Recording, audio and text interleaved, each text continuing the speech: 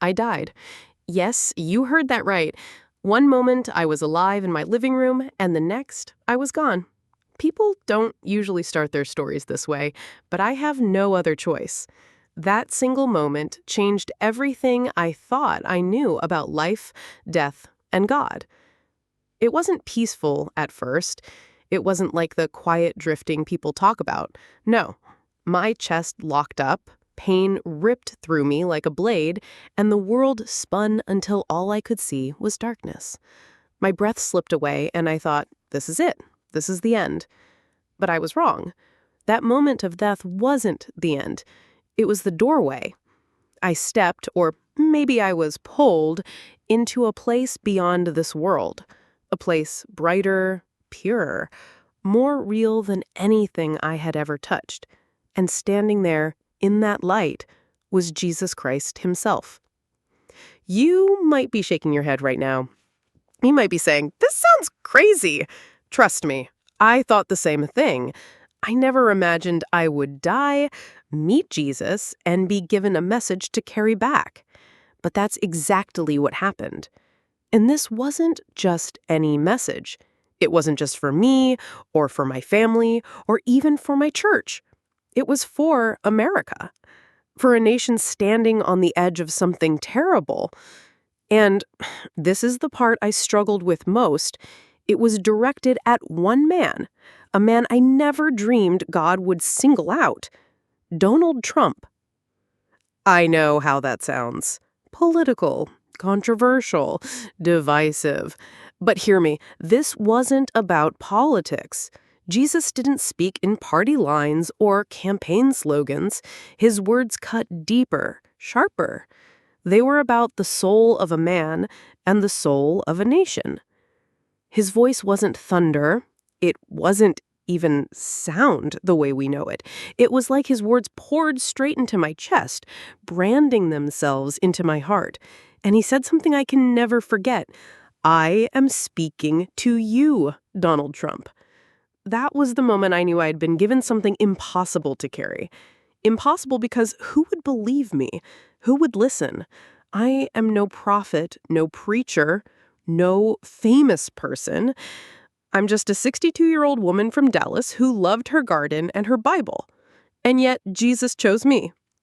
So here I am, alive again, telling you this story. Not because it's easy, not because I want attention, but because I promised him I would. And if you're still here, still listening, then maybe, just maybe, you're meant to hear it too. Before that day, before the pain and the vision, my life was as ordinary as anyone else's. I lived in a modest one-story brick house on the outskirts of Dallas, Texas. Nothing fancy, just 2 bedrooms, a small kitchen that always smelled of coffee, and a garden I had planted with my own 2 hands. My days followed a rhythm. At dawn, I'd step out onto the porch with my Bible in one hand and a steaming mug in the other. I liked to watch the sun climb over the horizon, turning the Texas sky from pale gray to brilliant orange. Then I'd walk about 2 miles around the neighborhood, greeting neighbors, counting my steps on the gravel sidewalks. Life was quiet. I wasn't rich, but my bills were paid, my pantry was never empty, and I had a circle of friends from church who tacked on me. We'd gather on Sundays, sing hymns, and share potluck dinners. My world felt small, but it was steady. I spent my afternoons in the garden, pulling weeds, trimming roses, and watering tomatoes until the Texas sun made me retreat inside. I'd wipe the sweat from my forehead, pour a glass of iced tea, and settle into my favorite chair with a book. Sometimes I read history, sometimes devotionals, but most often I read scripture. That verse, John 3:16, had always been close to my heart. For God so loved the world. Those words had carried me through loss, disappointment, and every storm life had thrown my way. I thought I understood them. I thought I understood what it meant for God to love us. Looking back now, I see how sheltered I was. My prayers were honest, yes, but safe.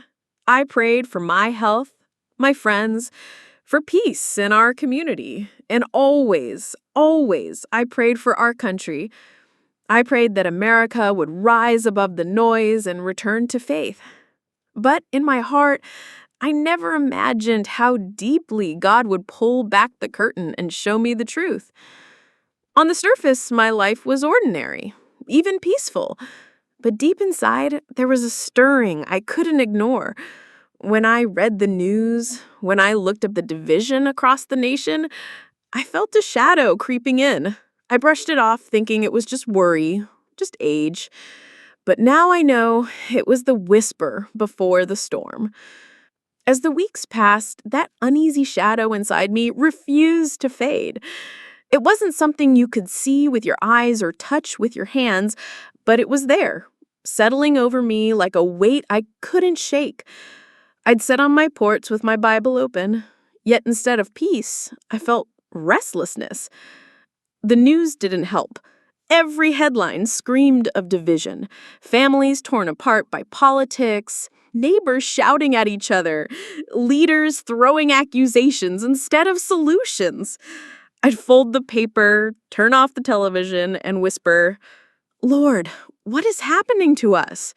It felt as if America was drifting further from God with every passing day. At night, when the house grew quiet, I prayed longer than usual. My knees pressed against the carpet, my hands trembling. I begged God to bring healing, to bring unity. But each prayer left me more unsettled, as if the very act of asking was stirring something larger, something I couldn't yet see. One Sunday after service, I remember standing in the church parking lot, watching people leave. They smiled, shook hands, but behind their eyes, I caught something else. A guardedness, a tension. Even among believers, the air felt heavy, like unspoken divisions were rising between us. It was subtle at first, like a hairline crack in a foundation. Easy to miss if you weren't looking closely. But I felt it. I knew something beneath the surface was shifting, and it scared me more than I wanted to admit. One evening, I sat with my journal, trying to write down my prayers. The words wouldn't come. Instead, I scribbled 3 sentences over and over. Something is wrong. We are blind. Lord, open our eyes. I closed the notebook with a shiver, not knowing why those words felt so urgent. That was the real first sign. The moment I realized the heaviness wasn't just worry or age. It was God's way of preparing me for something that would tear through my quiet little life like a storm. The unease that once lived quietly inside me soon grew louder, almost unbearable. It wasn't just a shadow anymore. It pressed on my chest, heavy as a stone, making me restless day and night. I couldn't escape it.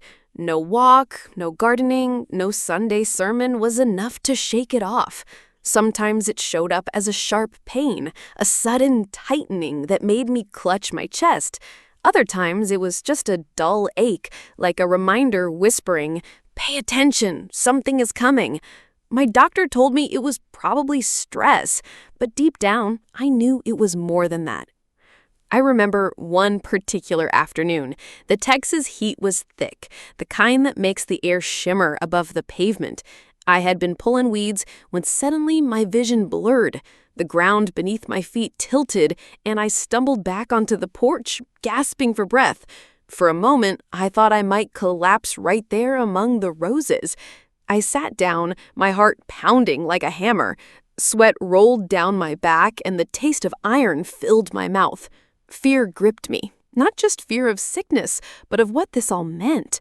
I whispered into the hot air, "Lord, are you warning me? Is this you?" That night, I couldn't sleep. The ceiling fan spun slowly above me, pushing warm air across the room. My mind replayed the moment again and again. The dizziness, the weakness, the sense that something larger than my body was at work. It felt like a thread being pulled, unraveling piece by piece. Even my friends began to notice. At Bible study, one of them leaned over and said, "Evelyn, you don't look yourself. Are you all right?" I smiled, nodded, told her I was fine. But I wasn't fine. Inside, I felt like a storm was gathering, and I was standing directly in its path. Day after day, the signs grew stronger, my body weaker, my prayers heavier. Every time I knelt, I felt both closer to God and further from the life I had known. Something was closing in, inevitable, unstoppable. I just didn't know when it would strike. Looking back, I realized these were warnings, the final tremors before the earthquake. God was preparing me for the moment everything would break open, the moment that would carry me beyond this world. The day it happened started like any other Tuesday. The sun poured through the blinds, streaking my living room floor with golden lines. I brewed my morning coffee, the familiar hiss and gurgle of the pot filling the quiet house. Bible open on my lap, I read the words I had read 1,000 times before. John 3:16. For God so loved the world, I whispered it aloud, letting the words linger in the air.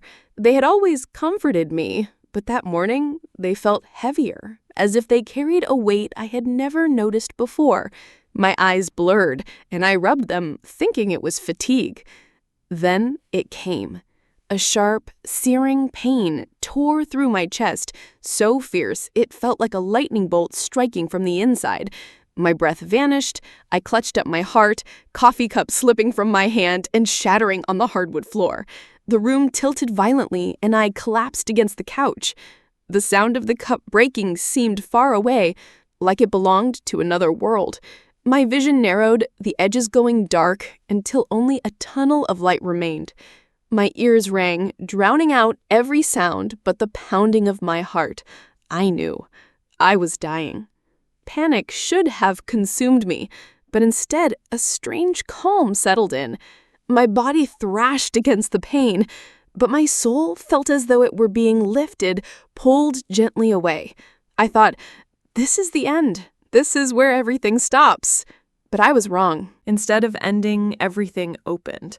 The darkness gave way to a brilliance so pure, so overwhelming, I could hardly comprehend it. My body was gone, the pain was gone, and all that remained was light, endless, radiant light that seemed alive, as though it breathed. And then I saw him, Jesus Christ, not in paintings, not in imagination, but real, standing in the midst of that light. His presence was not just seen with the eyes, it was felt in every fiber of my being. Love poured from him like waves, wrapping around me, holding me steady. He looked at me, not at my face, not at my flaws, but straight into my soul. And with a voice that was not sound, but spirit, he spoke. Evelyn, I have chosen you, not because you were perfect, but because your heart is humble and willing. You will carry my message. I wanted to answer, to say I was unworthy, but before I could form the words, his presence pressed deeper, filling me with both awe and fear. I realized this was no dream, no hallucination. This was the turning point. My life, as I knew it, was over. A new mission had begun. The moment Jesus spoke his words, the light around me shifted. It was no longer just warmth and peace. It grew heavier, sharper, almost like a fire burning truth into my soul. My chest didn't ache with pain anymore, but with the weight of what he was about to show me. A vision opened before me. At first, it was breathtaking. Skyscrapers gleaming in the sun, highways alive with movement, monuments standing proud, as if America herself were untouched by time. I felt the pull of pride, the kind that whispers, "Look how strong we are." But then, like a curtain tearing apart, the image changed. The towers cracked, their glass covered in grime. The monuments sagged, hollow and broken. Streets once filled with laughter were now empty. I saw families turned away from each other, neighbors divided by invisible walls of anger and judgment. People weren't bowing to golden idols like in the old days. No, they bowed to themselves, to money, to power, to fame, to the glowing screens in their hands. Billboards lit up with empty promises, celebrities worshipped like saints, and politics treated like a god that could save us. I wanted to look away, but I couldn't. My heart sank as I realized what he was showing me. This wasn't just the America I loved. It was Babylon, dressed in light but rotting underneath. We had traded God's truth for glittering lies. We thought we were strong, but we were blind. Then I saw something darker, a marketplace, but not of goods, of souls. Truth was sold for profit. Morality was traded for convenience. Behind closed doors, shadowy figures pulled strings, twisting justice, shaping laws for their gain. And on the ground, glowing like embers, I saw blood. Not just blood, but the cries of the innocent, rising up like smoke.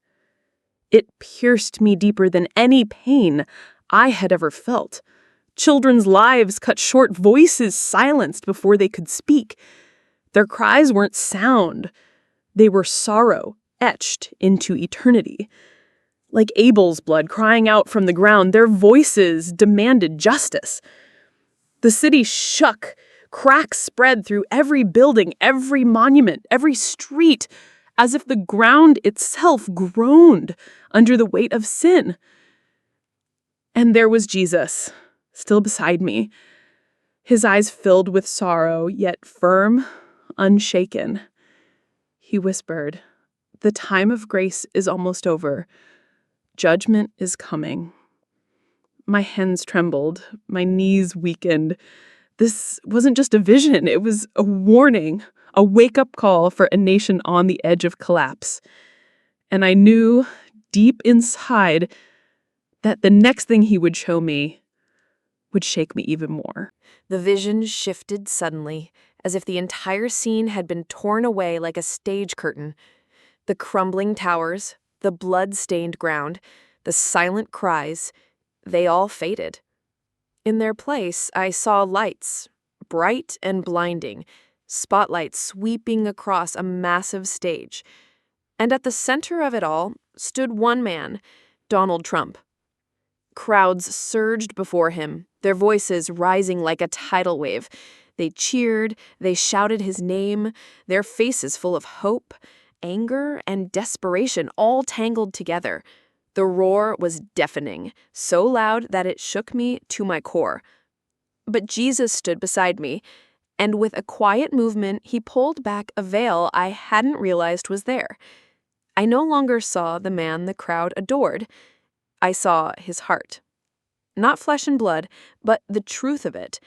And what I saw made me gasp. It wasn't alive and burning with light as it should have been. It was dark, cold, barren, like a garden stripped of soil. I had prayed for him before, as I prayed for all our leaders. I wanted to believe the best, to hope he would choose humility. But what I saw was not humility.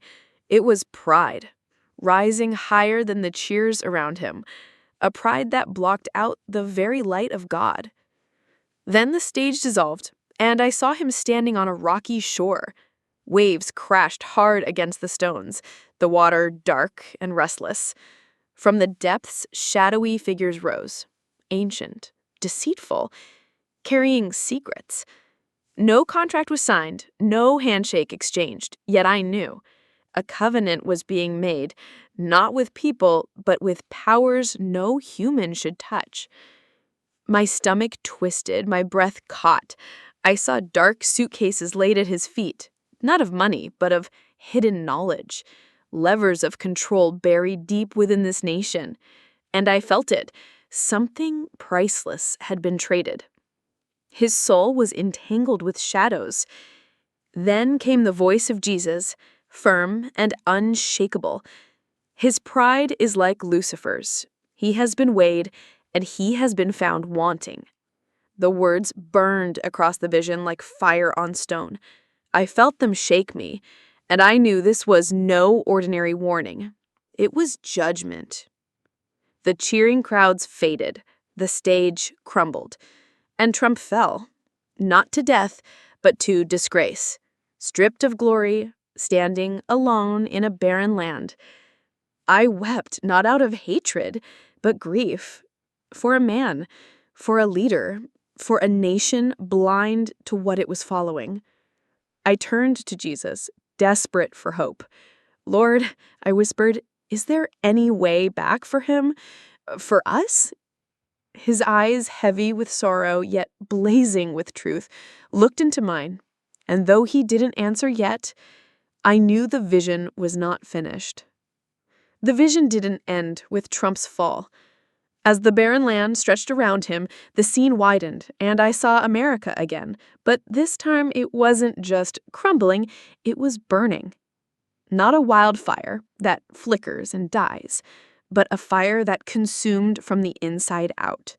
A cleansing fire that no man could stop.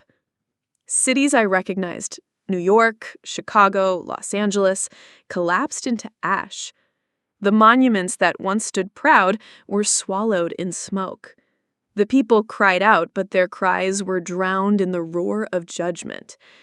It was as if the very ground beneath America had given away.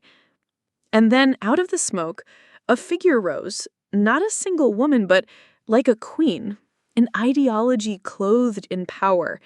She sat on a throne that looked strong at first, but I could see it was cracked, fragile, ready to fall apart.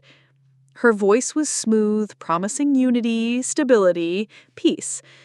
The crowds listened, swayed, desperate for her words. For a moment, even I felt relief, as if maybe order was being restored. But Jesus' presence beside me grew heavy, warning me.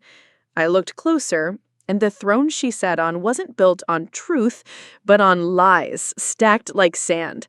Her promises were empty, her crown hollow. She was no savior, only another layer of deception.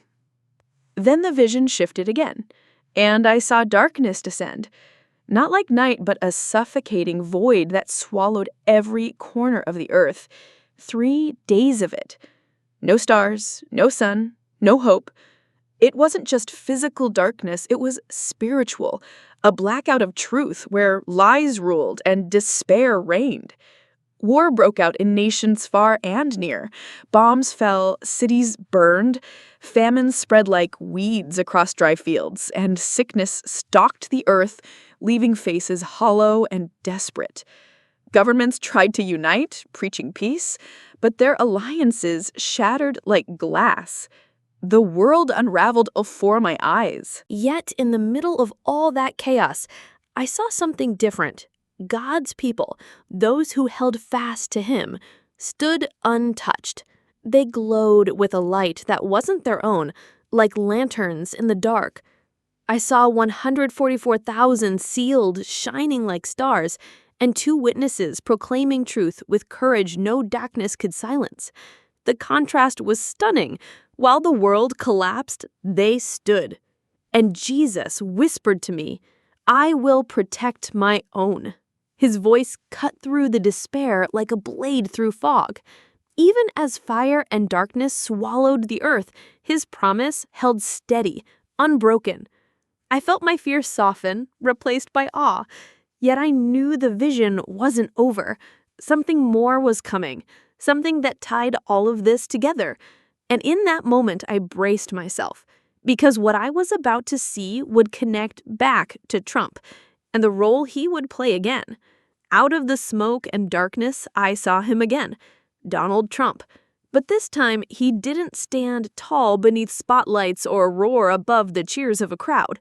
No, he stood humbled, his shoulders slumped, his face stripped of pride, his crown of glory gone. He looked smaller, weaker, like a man who had been broken down to the core. And then Jesus' voice came, steady, firm, and full of authority. "I will raise you up again, not for your glory, but for mine. You will face Putin." The words cut through the vision like thunder rolling across the sky. They weren't a suggestion, they were a decree. I stood frozen, trying to grasp what I was hearing. Trump, this same man whose pride had led him into darkness, was now being lifted for a purpose far beyond politics.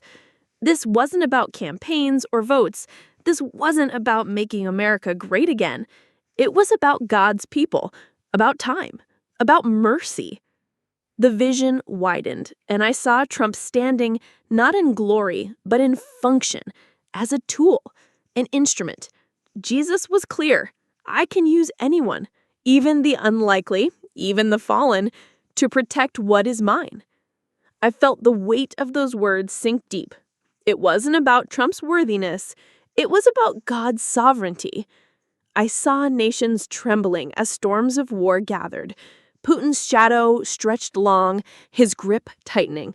Yet God was setting the stage, raising up a flawed man not to glorify himself, but to hold back the tide for just a little while longer so his people could prepare. My heart wrestled with it. Part of me wanted to argue, to say, Lord, why him? Why not someone more righteous, more faithful? But then I remembered. God had used broken men before, Moses, David, even Peter. This wasn't about perfection. It was about obedience to his plan. And as I watched, I saw both sides of the reaction. Some people cheered, believing God was restoring a leader. Others scoffed, blinded by hatred or disbelief. Division flared again, but this time, I saw something more important. God's faithful weren't looking to Trump at all. They were looking to Christ. They knew he alone was their refuge. Tears filled my eyes. I realized the point of the vision wasn't to glorify a man. It was to remind us God moves history, not presidents. He decides when the clock runs out, not politics. Trump's rise and fall was only a chapter, a piece of a much larger story God was still writing. And then the light dimmed, the vision pulling me back toward my frail body. I wanted to stay, but I knew my mission was not complete. I had to speak. I had to tell the world what I had seen, no matter the cost. When I opened my eyes again, I wasn't in the light anymore. I was back in my body, lying in a hospital bed in Dallas. The beeping of monitors filled the room, nurses hovered near, and the smell of antiseptics stung my nose. My chest ached, not just from what my body had endured, but from the loss of being pulled away from his presence. I wanted to weep, not because of pain, but because of longing. I had touched eternity, felt perfect love, and now I was here, back in a broken world that suddenly felt smaller, heavier. But even through the grief, his voice echoed in my heart. You must speak. You must share what I have shown you. I lay in that hospital bed for days, replaying every image, every word. Babylon burning, the queen of lies, the 3 days of darkness. God's faithful shining like stars, and Trump falling, then being raised again, not for himself, but for God's purpose. The visions were carved into me, impossible to erase. When I finally returned home, my body weak but my spirit restless, I sat at my kitchen table with my Bible. I realized my life would never be the same. I wasn't just Evelyn Harper anymore, the retired woman with a garden and a quiet life. I was a messenger, unwilling maybe, but chosen still. Fear crept in at times. Who would believe me? Who would listen to a 62-year-old widow from Dallas? Yet the fire in my bones burned hotter than the fear. I couldn't stay silent. If God had shown me this, then it was not for me to hide. It was for me to proclaim. Now, every morning when I wake, I pray for strength. I pray for courage. I pray that people will not look at me, but at him. Because the message isn't mine, it's his. America is Babylon. Judgment is coming, but so is hope.